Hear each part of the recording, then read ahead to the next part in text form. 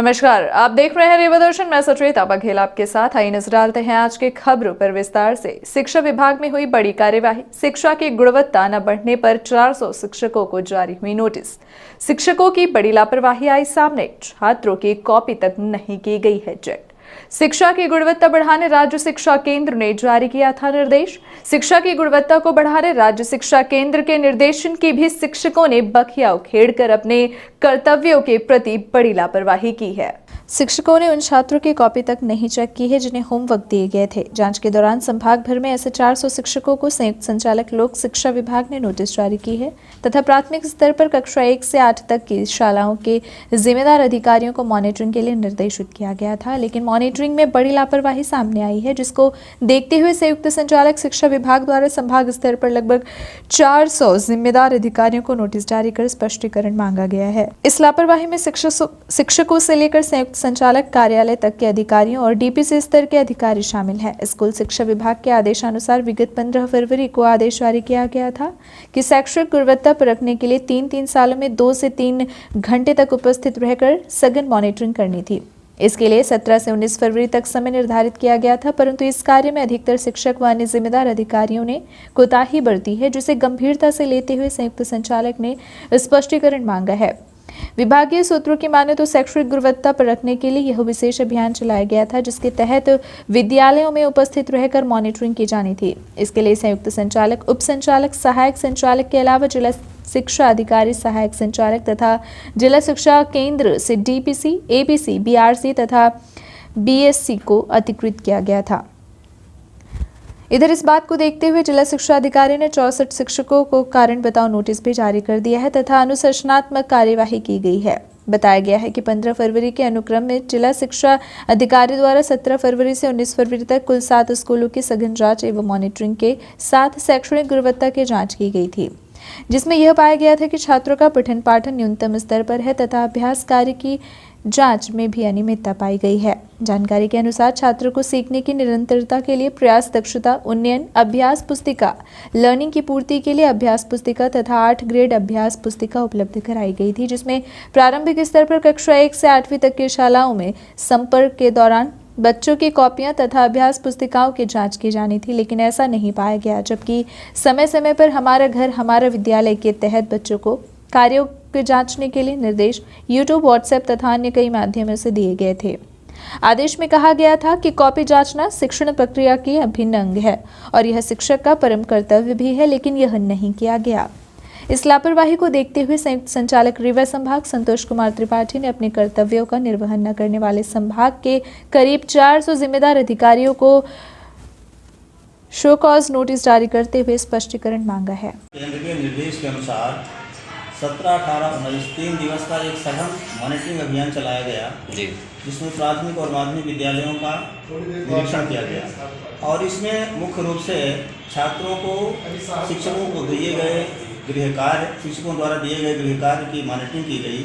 उसमें देखना ये था कि शिक्षकों ने नियमित रूप से छात्रों को गृह कार्य दिया है और गृह कार्य देने के बाद उसकी नियमित रूप से जाँच किया है कि नहीं किया है, और जाँच किया है तो विधिवत जाँच किया है कि नहीं किया है। विधिवत जांच करने का मतलब है उसमें साफ साफ निर्देश है कि जब कोई शिक्षक छात्र की कॉपी चेक करे या उसका गृह कार्य चेक करे तो उसकी जो गलती हो उस पर स्पष्ट रूप से लाल स्याही से घेरा लगाए और उसके बगल में सही क्या है ये लिखे, और यदि बच्चे ने बहुत अच्छा कार्य किया है तो उसे प्रोत्साहित करने के लिए कोई ऐसा वाक्य उसमें लिखे या सुझाव देने के लिए कोई उसमें वाक्य लिखे उसकी कॉपी में। इससे बच्चे का मनोबल बढ़ता है और बच्चे की गलती कहाँ है ये जब हम बच्चे को बता पाएंगे तभी तो उसमें सुधार होगा। इस बात की जानकारी लेने के लिए ये सघन अभियान चलाया गया था 3 दिवसीय, जिसमें हम लोग प्राथमिक और माध्यमिक विद्यालयों में जा करके 2-2 घंटे बैठ करके विद्यालय में छात्रों की कॉपी हमने चेक किया और चेक करने पर शिक्षकों के द्वारा जो लापरवाही देखी गई उसके कारण उन्हें हमने नोटिस जारी किया, कारण बताओ सूचना पत्र जारी किया है। सर, ये विगत दिनों बोर्ड एग्जाम में कुछ ऐसी लापरवाहियाँ भी सामने आई हैं सर कि कोविड प्रोटोकॉल का भी पालन नहीं किया गया है सर के विद्यालयों पे, उन पे सर क्या कार्यवाही हुई है? और कुछ नकल के भी ऐसे वो आए हैं सर, इसमें क्या जानकारी? देखिए, परीक्षा प्रारंभ होने के पहले ही साफ स्पष्ट रूप से निर्देश दिया गया था केंद्राध्यक्षों को, विद्यालय के प्राचार्यों को कि कोविड नियमों का पालन करते हुए बच्चों की सुरक्षा का विशेष ध्यान रखें, मास्क लगा कर के बच्चे आएँ, अपने साथ में सैनिटाइज़र की छोटी सी बॉटल लेके आएँ और डिस्टेंस बना करके उन्हें बैठाने के निर्देश दिए गए थे और इसका पालन भी किया जा रहा है। जहाँ मैं गया हूँ निरीक्षण करने के दौरान मैंने देखा है हमारे लगभग 95-96% बच्चे जो हैं मास्क लगाए हुए मिले हैं। कुछ बच्चे जो मास्क लगाए हुए नहीं मिले तो हमने केंद्र को तत्काल बुला करके निरीक्षित किया कि अपने कार्यालय से मास्क की व्यवस्था करके इनको मास्क उपलब्ध कराएं और सारे बच्चे मास्क लगा कर आएँ, दूरी बना करके बैठें और कोविड के नियमों का पालन करते हुए परीक्षा में सम्मिलित हों। सर, संख्यात्मक रूप से कितने शिक्षकों को मकान बताओ नोटिस जारी की गई है? देखिए, जिले से जो दल ARCC और BAC सभी लोगों ने जाकर के निरीक्षण किया है। जिला शिक्षा अधिकारी के द्वारा 64 लोगों को SCN जारी किए गए हैं गृह कार्य की चेकिंग ढंग से न करने के कारण। सहायक संचालक द्वारा 15 लोगों को नोटिस जारी की गई है। DPC के द्वारा एक भी व्यक्ति को नोटिस जारी नहीं की गई है। APC के द्वारा 7 लोगों को जारी की गई है। BRCC के द्वारा 6 लोगों को जारी की गई है और BAC के द्वारा 4 लोगों को, इस तरह से 96 लोगों को जिले में कारण बताओ सूचना पत्र जारी किया गया है। बहुत बहुत मुख्यमंत्री शिवराज सिंह चौहान ने मध्य प्रदेश में 50,000 हितग्राहियों को कराए गृह प्रवेश। रीवा में 233 हितग्राहियों के खाते में भेजी गई राशि। प्रधानमंत्री आवास योजना का लाभ दिलाने के लिए रीवा शहर के नगर निगम कार्यालय में कार्यक्रम आयोजित कर हितग्राहियों को प्रधानमंत्री आवास योजना की राशि का वितरण किया गया है। बुधवार को नगर निगम में 233 हितग्राहियों को राशि का वितरण किया गया है। बुधवार को नगर निगम में 233 हितग्राहियों को राशि का वितरण किया गया। इसमें 10 हितग्राहियों को पूर्व मंत्री व रीवा विधायक ने हाथों से 1 लाख की राशि चेक के माध्यम से भुगतान किया। आयोजित कार्यक्रम में राजेंद्र शुक्ल ने कहा कि प्रधानमंत्री नरेंद्र मोदी जी का लक्ष्य है कि आने वाले 2-3 सालों के अंदर देश में एक भी गरीब ऐसा नहीं बचना चाहिए जिसके ऊपर पक्की छत ना हो। इस लक्ष्य को पूरा करने के लिए हम लगातार प्रयासरत हैं। रीवा जिले में सभी गरीबों को पक्की छत मिल सके। इस कार्यक्रम में नगर निगम कमिश्नर मृणाल मीना, AP शुक्ला व शैलेंद्र शुक्ला मौजूद रहे। 7 DBR गरीबों का सर्वे करके जिनके कच्चे मकान हैं पक्के मकान बनाने का भेजा था, तो वो मंजूर हो गया और सभी के खाते में पहुँच गया। आज ये बड़ा खुशी का दिन है कि 233 गरीबों के खातों में 2 करोड़ 33 लाख रुपए आज डाले गए हैं। वो अपने काम शुरू करें और जैसे ही 1-1 लाख रुपए का काम हो जाएगा तो अगली किस्त उनकी आएगी। और इस प्रकार से रीवा में 4,000 लोगों का अभी तक खातों में करीब 85 करोड़ रुपए कच्चे मकान को पक्के मकान में बदलने के लिए और आने वाले दिनों 1,000-2,000 और भी सर्वे उनका भी प्रस्ताव भेज के मंजूर कराएंगे।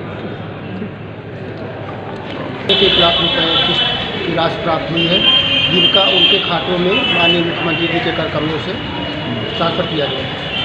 1 लाख रुपए के अभी लगभग मंत्री 1 लाख रुपए प्रति हितग्राही के हिसाब से 233 लोगों को 233 लाख रुपए उनके खातों में भेज दिए गए। तो अभी मंत्री जी ने कितने लोगों को अपने हाथों से दिया है? मंत्री जी ने सांकेतिक रूप से अभी 10 हितग्राहियों को उनके हाथों से भी राशि तो खातों में पहले ही चली जा चुकी है। मंत्री जी के हाथों से उनका PPA सर्टिफिकेट, PPA का पत्र जो प्रूफ इस बात का कि आज खाते में ट्रांसफर हो गई, 10 लोगों के साथ देखिए उनसे दिलवाया गया। अभी उद्देश्य क्या है कि और कितने लोगों को आवास के लिए पैसे आवंटित? अभी तक हमारे रीवा शहर में हमने 8 DPR बनाया है, जिसमें से 7 DPR हमारी स्वीकृत हो चुके हैं। उनमें से 3,987 हितग्राहियों का इस योजना के तहत BLC के तहत लाभ देने का पात्रता पाई गई है, जिसमें से 3,987 पूरे हितग्राहियों का अनुमोदन, सूची का अनुमोदन कलेक्टर महोदय से करा लिया गया है। 3,919 लोगों को प्रथम किस्त की राशि 1-1 लाख रुपए दी जा चुकी है। 3,309 लोगों को 1-1 लाख की द्वितीय किस्त दी जा चुकी है। प्रथम किस्त हम काम शुरू करने के पहले देते हैं। जब उनका काम लिंटल लेवल तक हो जाता है, मतलब दरवाजे के टॉप तक हो जाता है, तो उनको 1 लाख की दूसरी किस्त जियो टैगिंग की रिपोर्ट के आधार पर दी जाती है। इसके बाद जियो टैगिंग के बाद जब उनका काम पूरा हो जाता है तो 1 लाख रुपए की द्वितीय किस्त के बाद तीसरी किस्त जब कंप्लीट काम हो जाए तो 50,000 रुपये और दिए जाते हैं। इस तरह से एक हितग्राही को 2.5 लाख रुपये दिया जाता है। प्रथम किस्त 1 लाख, द्वितीय किस्त 1 लाख, तीसरी किस्त 50,000 रुपये। और उनका स्टेप ये होता है कि काम शुरू करने के पहले 1 लाख रुपये दिया जाता है। जब इंटर लेवल तक वो काम कर लेगा, उस राशि का उपयोग कर लेगा तो 1 लाख रुपये फिर, और जब वो काम कंप्लीट कर लेगा तो उसके बाद 50,000 रुपये। इस तरह से आज 233 लोगों को राशि हासिल जारी की गई। स्वरोजगार मेले के लिए अधिकारियों को सौंपी गई जिम्मेदारी। युवाओं को रोजगार तथा स्वरोजगार का अवसर देने के लिए 25 फरवरी को जिला स्तरीय स्वरोजगार मेला आयोजित किया जा रहा है। मेला दोपहर 12 बजे से कृष्णराज कपूर ऑडिटोरियम में आरंभ होगा। मेले में आवश्यक प्रबंध करने के लिए कलेक्टर मनोज पुष्प ने विभिन्न अधिकारियों को जिम्मेदारी सौंपी है। मेले में आवश्यक प्रबंध करने के लिए कलेक्टर मनोज पुष्प ने विभिन्न अधिकारियों को जिम्मेदारी सौंपी है। मेले की संपूर्ण व्यवस्थाओं तथा समन्वय के लिए आयुक्त नगर निगम मृणाल मीणा को नोडल अधिकारी बनाया गया है। महाप्रबंधक जिला उद्योग केंद्र यूवी तिवारी को सहायक नोडल अधिकारी तथा उप संचालक रोजगार अनिल दुबे को मंच की व्यवस्था एवं युवाओं को नियुक्ति पत्र प्रदान करने के संबंध में आवश्यक प्रबंध करने की जिम्मेदारी दी गई है। स्वरोजगार मेले में अग्रणी बैंक प्रबंधक संजय कुमार निगम सभी बैंकों से समन्वय करके विभिन्न योजनाओं से बैंकों द्वारा ऋण प्रकरण स्वीकृत कराकर मेले में वितरित कराएंगे। नगर निगम के सहायक यंत्री HK त्रिपाठी को कार्यक्रम स्थल पर पेयजल, बिजली तथा साफ सफाई की जिम्मेदारी दी गई है। मंच संचालन की जिम्मेदारी सहायक संचालक पिछड़ा वर्ग CL सोनी को दी गई है। इसके साथ साथ सहायक संचालक महिला एवं बाल विकास विभाग, सहायक संचालक उद्यानिकी, जिला परियोजना समन्वयक, आजीविका मिशन, जिला जनसंपर्क अधिकारी, मुख्य चिकित्सा एवं स्वास्थ्य अधिकारी तथा अन्य अधिकारियों को भी विभिन्न व्यवस्थाओं की जिम्मेदारी सौंपी गई है। लोक अदालत आयोजन तैयारी बैठक संपन्न। मध्य प्रदेश राज्य विधिक सेवा प्राधिकरण के निर्देशानुसार एवं प्रधान जिला एवं सत्र न्यायाधीश श्री रूपेश चंद्र वार्ष्णेय के मार्गदर्शन में 12 मार्च को नेशनल लोक अदालत का आयोजन किया जा रहा है। इस संबंध में 138 टेक बाउंस प्रकरणों के अधिक से अधिक निराकरण हेतु संबंधित मजिस्ट्रेटों, पुलिस विभाग एवं अधिवक्ताओं की बैठक ADR भवन जिला न्यायालय में आयोजित की गई। बैठक में सचिव जिला विधिक सेवा प्राधिकरण विपिन कुमार लवानिया द्वारा मजिस्ट्रेटों एवं अधिवक्ताओं को अधिक से अधिक प्रकरणों को निराकरण किए जाने हेतु निर्देशित किया गया है। बैठक में सचिव जिला विधिक सेवा प्राधिकरण श्री विपिन कुमार लवानिया द्वारा मजिस्ट्रेटों एवं अधिवक्ताओं को अधिक से अधिक प्रकरणों को निराकृत किए जाने हेतु निर्देशित किया गया। उल्लेखनीय है कि आगामी 12 मार्च 2022 को मध्य प्रदेश राज्य विधिक सेवा प्राधिकरण जबलपुर के निर्देशानुसार समस्त प्रदेश में राष्ट्रीय लोक अदालत का आयोजन किया जा रहा है, जिसमें दीवानी, फौजदारी, पारिवारिक विवाद, मोटर दुर्घटना, क्षतिपूर्ति क्लेम, 138 चेक बाउंस, विद्युत, श्रम, भू अर्जन, नगर पालिक निगम, प्रीलिटिगेशन प्रकरण इत्यादि के प्रकरण निराकरण हेतु रखे जाएंगे। बैठक में अतिरिक्त पुलिस अधीक्षक शिव कुमार वर्मा, मजिस्ट्रेट श्रीमती रितिका शर्मा, श्रीमती पद्मिनी सिंह, श्री मनोरम तिवारी, नगर पुलिस अधीक्षक जिला विधिक सहायता अधिकारी अभय कुमार मिश्रा, अधिवक्ता मंजूर अहमद, श्री रितेश गुप्ता, ब्रजेंद्र कुमार पांडे, सुनील कुमार अग्रवाल, शिवेंद्र प्रताप सिंह बघेल, जयशंकर मिश्र, डॉक्टर आनंद कुमार पांडे उपस्थित रहे। गगन दमामा बजियों के मंचन के साथ चित्रांगन अंतर्राष्ट्रीय फिल्म एवं नाट्य समारोह संपन्न हुआ। जिला प्रशासन नगर निगम रीवा के सहयोग से रंग उत्सव नाट्य समिति द्वारा आयोजित चित्रांगन अंतर्राष्ट्रीय फिल्म एवं नाट्य महोत्सव के समापन दिवस के प्रथम सत्र में फिल्म प्रदर्शन हुआ, जिसमें 10 चुनिंदा फिल्में प्रदर्शित हुई। फिल्म तक्षक ने नशा मुक्ति हेतु मार्मिक संदेश दिया। द्वितीय सत्र मास्टर क्लास अंतर्गत मशहूर फिल्म अभिनेता एवं गीतकार पीयूष मिश्रा के साथ परिचर्चा आयोजित हुई। इस दौरान उपस्थित युवाओं ने अपनी जिज्ञासा अनुकूल प्रश्न पूछे और उत्तर प्राप्त किए। पीयूष मिश्र ने परिचर्चा के दौरान कहा कि किसी भी कलाकार के लिए आवश्यक है कि वो अपने कार्य को पूरी लगन एवं मेहनत से करे। जब पूरी शिद्दत से मेहनत की जाती है तो सफलता हर हाल में मिलती है। चित्रांगन अंतर्राष्ट्रीय फिल्म एवं नाट्य समारोह के तृतीय सत्र में आजादी के अमृत महोत्सव पर केंद्रित अमर शहीद भगत सिंह के जीवन पर आधारित नाटक गगन दमामा बज्जियों की जीवन प्रस्तुति दी हुई। इस प्रस्तुति ने दर्शकों को भाव विभोर कर दिया। आज समापन सत्र में मुख्य अतिथि पूर्व मंत्री एवं वर्तमान विधायक राजेंद्र शुक्ल उपस्थित रहे। साथ ही अतिथि के रूप में सिमरिया विधायक KP त्रिपाठी, कलेक्टर रीवा मनोज पुष्प, पुलिस अधीक्षक रीवा नवनीत भसीन, कला समीक्षक जयराम शुक्ल उपस्थित रहे। अपने उद्बोधन के दौरान पूर्व मंत्री एवं वर्तमान विधायक राजेंद्र शुक्ल ने कहा कि इस तरह के आयोजन से शहर में कला एवं संस्कृति को और मजबूती मिलती है। प्रसन्नता इस बात की है कि इस भावन पुनीत कार्य को युवा पीढ़ी अपने कोमल एवं सजग हाथों में संभाले हुए है। फेस्टिवल डायरेक्ट ये सभी लगातार सफलता से करने हेतु दिन रात एक किए हुए हैं, जिस मेहनत के परिणाम स्वरूप आज यह अंतर्राष्ट्रीय आयोजन सफल हुआ। आप लोग इस आयोजन का आनंद प्रतिवर्ष उठाएं। इस हेतु मैं हर संभव मदद के लिए तैयार हूं। मेरा प्रयास है कि अपने जिले की पहचान प्रदेश के साथ देश में अपने अनूठे प्रयास के लिए हो। अपने संदेश में सेमरिया विधायक केपी त्रिपाठी ने कहा कि चित्रांगन अंतर्राष्ट्रीय फिल्म एवं नाट्य महोत्सव विगत वर्ष की भांति सफलता से आयोजित हुआ। हम अपने सभी कलाकार साथियों के साथ उनके हर सार्थक प्रयास में साथ खड़े हैं। इस तरह के आयोजन से अपने शहर के सांस्कृतिक पर्यटन को और मजबूती मिलती है। आयोजन में सहयोग कर रही सहयोगी संस्था के प्रतिनिधियों को महोत्सव का स्मृति चिन्ह भेंट किया गया।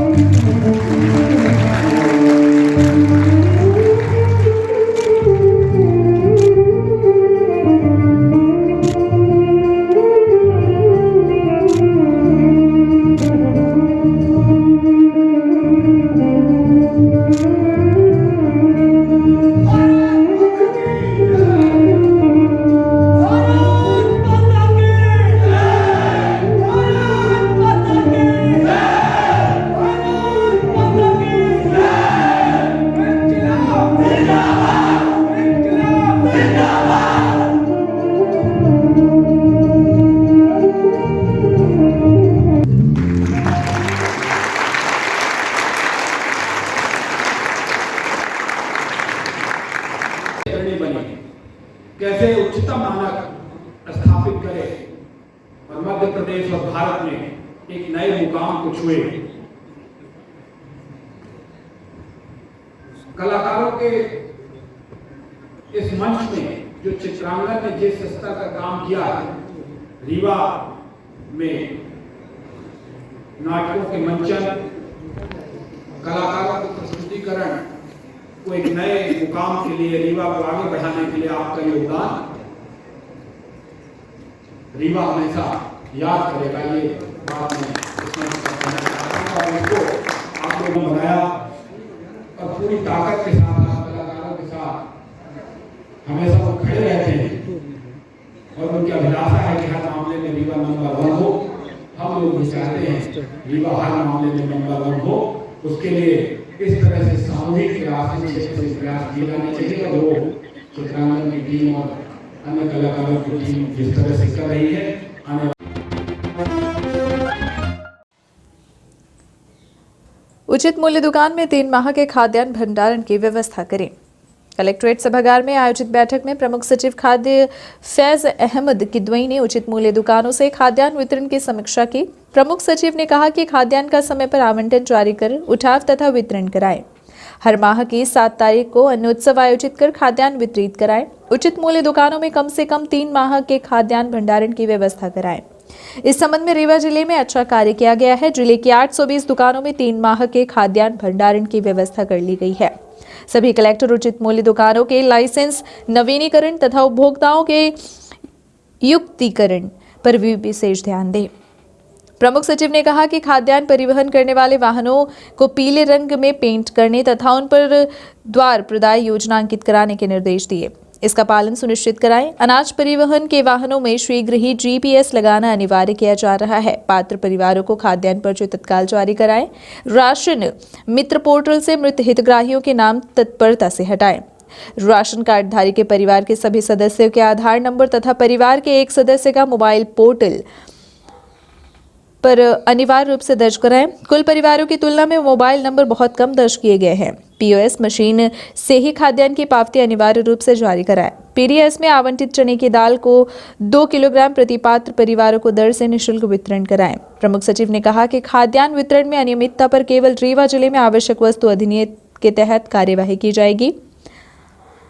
अन्य जिले भी इसी एक्ट के तहत कार्यवाही करें। बैठक में प्रमुख सचिव ने राशन कार्ड की पोर्टेबिलिटी, उज्ज्वला गैस योजना तथा सीएनजी गैस के उपयोग के संबंध में निर्देश दिए। बैठक में बताया गया कि रीवा तथा शहडोल संभाग के उमरिया जिलों को छोड़कर शेष सभी जिलों में घरों में पाइपलाइन से रसोई गैस की आपूर्ति की जा रही है। रीवा शहर में 1000 घरों में कनेक्शन दिया जा चुका है। बैठक में नाप तौल विभाग के अधिकारियों को भी माप उपकरणों का प्रमाणीकरण कराने के निर्देश दिए गए। बैठक में संचालक नागरिक आपूर्ति तरुण पिथोड़े, कमिश्नर रीवा अनिल सुचारी, रीवा तथा शहडोल संभाग के सभी जिलों के कलेक्टर एवं अन्य अधिकारी तथा खाद्य विभाग के अधिकारी उपस्थित रहे। ये थी आज की खबरें। आगे की खबरों के लिए बने रहे रीवा दर्शन के साथ। दीजिए हमें इजाजत। नमस्कार।